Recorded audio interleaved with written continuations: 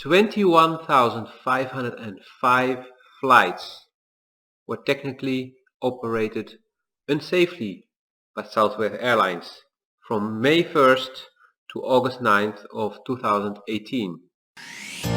Like, subscribe and share. So is Southwest Airlines suddenly a very unsafe airline? No. This is a small portion of flights because this was only relevant for 44 aircraft while they have around 800. And it was due to a change in their system for the calculations, and they were aware of it and they didn't do it on purpose. Yet they put passengers and their crew at risk because they didn't do what they should have done. This is why the FAA has decided to fine Southwest Airlines for $3.92 million US dollars, and Southwest Airlines had 30 days to respond to this. The issue is regarding the data, which takes into account factors including weight of baggage, so the suitcase you take, but also the hand luggage you take on board, cargo, passengers, and how they're positioned in the aircraft.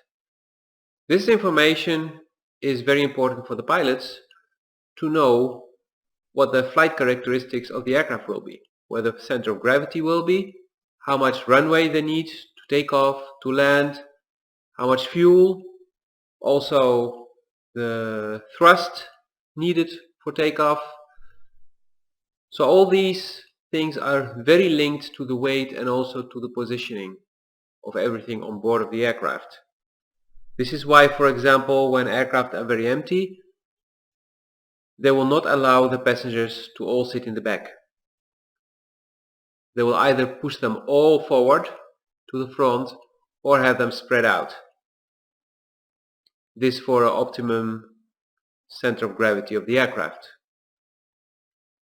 And when you have an almost empty flight, it's actually great. I had once this on one of the last Airbus A310s, and I was one of the last people actually to fly on them between Amsterdam and Bucharest.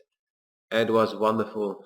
Large aircraft, and we were like 30 people, maybe 40 on board, and everyone had his own 3 or 4 seats. It was super comfortable. This investigation was sparked due to a whistleblower, actually, and this could mean that Southwest Airlines did know about it but wanted to keep it hidden, and this is probably the reason that they will have to pay the fine.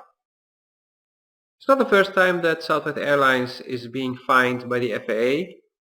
Back in 2014 they were fined $12 million for failing to comply with the repair orders for the 737s.